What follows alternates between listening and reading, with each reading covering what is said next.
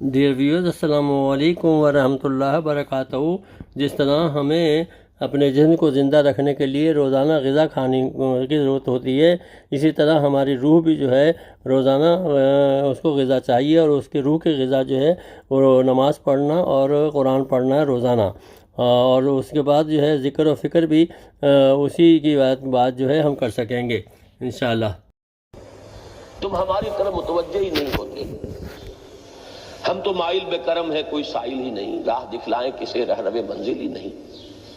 انسان جب متوجہ ہو جاتا ہے اور بڑھتا ہے، آگے پیش قدمی کرتا ہے روحانی اعتبار سے، تو یہ ہے در حقیقت تقرب اللہ، اور اسی کو ہم کہیں گے روحانی ترقی۔ اب ان تین چیزوں کو اگر آپ نے ذہن میں جما لیا، پھر میری بات کی ترکیب اس کو ذہن میں قائم کیجئے۔ ہم چلے کہاں سے؟ کہ دین کے ساتھ اصل مناسبت فلسفے کی نہیں، حکمت کی۔ نمبر 2، حکمت قرآنی کا پہلا اور اہم ترین اور بنیادی مسئلہ معرفت رب کا حصول ہے۔ اس کا نتیجہ شکر خداوندی ہے، اس کا ذریعہ آیات آفاقی، آیات انفسی، اور سب سے بڑھ کر آیات قرآنیہ ہیں، جو الذکر ہے، جو تذکرہ ہے، جو ذکرہ ہے۔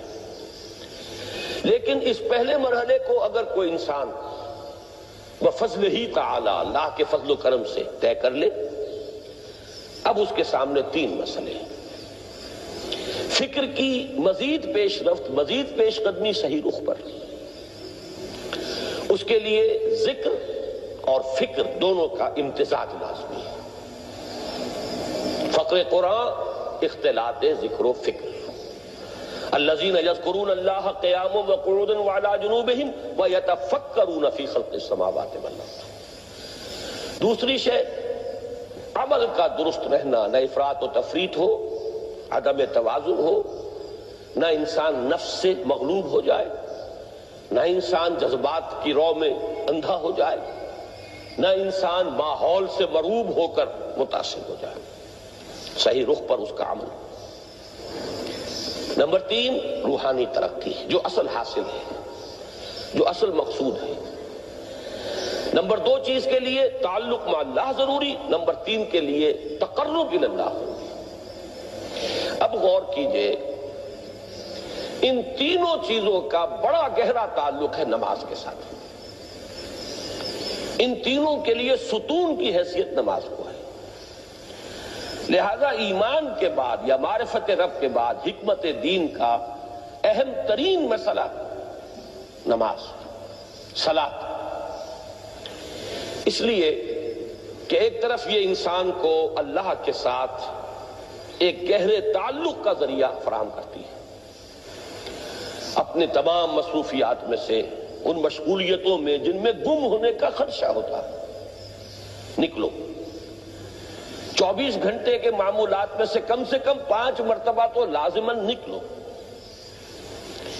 اور اپنے آپ کو ذرا، اپنے حواس کو بھی، اپنی باطنی کیفیات کو بھی ذرا تازہ کرو۔ اگر کوئی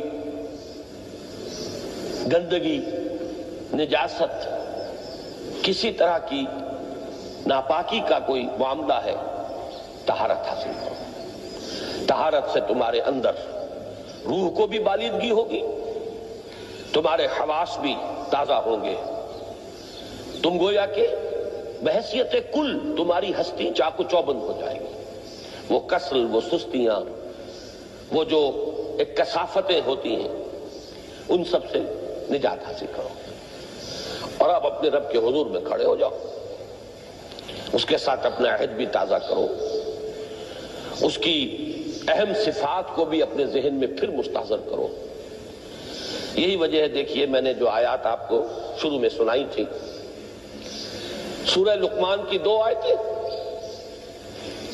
پہلی آیت میں اس کا ترجمہ کر چکا، دوسری آیت وَلَقَدْ وَإِذْ قَالَ لُقْمَانُ لِابْنِهِ وَهُوَ يَعِظُهُ يَا بُنَيَّ لَا تُشْرِكْ بِاللَّهِ إِنَّ الشِّرْكَ لَظُلْمٌ عَظِيمٌ۔ اس کے بعد درمیان میں کچھ مضمون آ کر پھر وہ آیہ مبارکہ آئی، یا بنی اقیم الصلاۃ وامر بالمعروف वन्हा अनिल मुनकर वस्बिर अला मा असाबक। गोया कि अहम तरीन चीज, बुनियादी तरीन चीज, अल्लाह को महज पहचान लेना काफी नहीं है, याद रखना जरूरी है। अल्लाह याद रहेगा तो फिक्र सही आगे बढ़ेगा। अल्लाह याद रहेगा और उसके साथ एक गहरा ताल्लुक जो है बरकरार रहेगा तो अमल दुरुस्त रहेगा।